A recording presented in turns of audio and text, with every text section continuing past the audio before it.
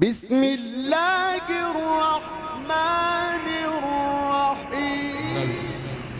کیسے ذکر کیے لوگوں نے اپنی زندگیوں میں کہ علامہ امینی کے بیٹے بیان کرتے ہیں، علامہ امینی جنہوں نے غدیر کتاب لکھی، غدیر کتاب جو انہوں نے 30 سال محنت کی اور وہ ساری چیزیں جمع کی جو فضائل مولا کائنات تھے، ان سب کو جمع کیا، 30 سال لگ گئے، کہاں کہاں سفر کیا، ہندوستان سفر کیا، دمشق گئے، کبھی کہاں گئے کبھی کہاں گئے، بہرحال ایک مقام عطا ہوا۔ مقام کیسا عطا ہوا کہ خود وہ بیان کرتے ہیں کہ مجھے پتہ چلا بغداد میں کوئی پروفیسر ہے جو امام کی فضائل پہ کوئی کتاب لکھ رہا ہے۔ میں نے کہا جا کے دیکھوں یہ کیا لکھ رہا ہے، کہیں یہ نہ ہو کوئی ایسی چیز لکھ دے کل کو مشکل ہو جائے۔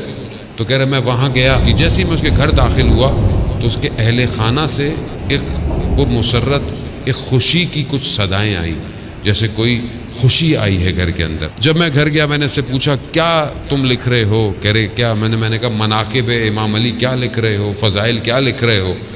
تو کہا یہ کیا ہوتا ہے؟ کہا مثلا حق مال علی و علی مال حق، علی حق کے یار کہ علی حق کے ساتھ ہے اور حق علی کے ساتھ ہے۔ تو کہا تو وہ کہتا ہے یہ کوئی فضائل تو نہیں ہوئے، یہ تو حضرت عمار کے لیے بھی ہیں، عمار مال حق و حق المال عمار۔ علامہ کہتے ہیں کہ آپ نے صحیح فرمایا کہ یہ حضرت عمار کے لیے بھی ہیں، لیکن اگلا حصہ دونوں کا مختلف ہے۔ عمار کے لیے یہ ہے کہ جہاں جہاں حق جائے گا عمار وہاں جائے گا، لیکن حضرت علی کے لیے ایسا نہیں ہے، جہاں جہاں علی جائے گا وہاں وہاں حق جائے گا۔ یعنی جب کہا میں نے گفتگو کی تو وہ پروفیسر کھڑا ہو گیا۔ میں نے کہا کھڑے کیوں؟ کہا آپ نے ذکر ایسا کیا ہے اس نے مجھے کھڑا کر دیا۔ کہا بہت گفتگو ہوئی، جب مجھے یقین ہو گیا کہ اب یہ صحیح لکھے گا تو میں جانے لگا۔ جب میں نکلنے لگا تو میں نے کہا کہ جب میں آپ کے گھر آیا تھا تو آپ کے اہل خانہ سے کوئی خوشی کی آواز آئی تھی، تو یہ خوشی کیسی تھی؟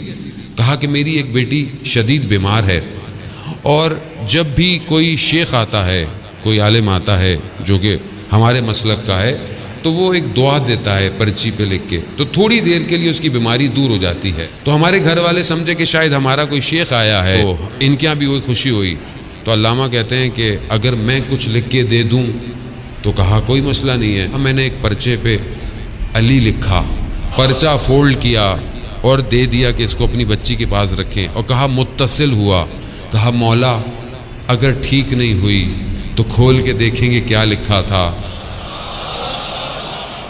تو کہا پھر پتہ چلا کہ اس کی بیماری ہمیشہ ہی کے لیے ختم ہو گئی۔ وجہ معرفت، علم ہم بھی رکھتے ہیں مگر یقین نہیں رکھتے۔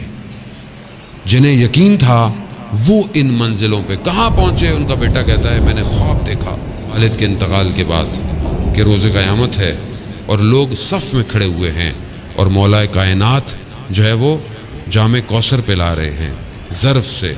کیسے جیسی میرے بابا کی باری آئی مولا نے وہ برتن رکھ دیا اور اپنے ہاتھوں میں کوثر کو اٹھایا اور کہا امینی تم نے دنیا میں میرے چہرے کو روشن کیا ہے، ہم اس عالم میں تمہارے چہرے کو روشن کریں گے۔ خوب یہ کیسے ہو گیا؟ کیونکہ جب ذکر کیا اس کا جس کا خدا ذکر کرتا ہے تو پھر انسان خود ایک مقام پہ پہنچ جاتا ہے۔ عزیزان محترم، ہمیں بھی اپنی زندگی میں ذکر کو اس مقام پہ پہنچانا ہے، اور کوئی اس ذکر کو روک نہیں سکتا۔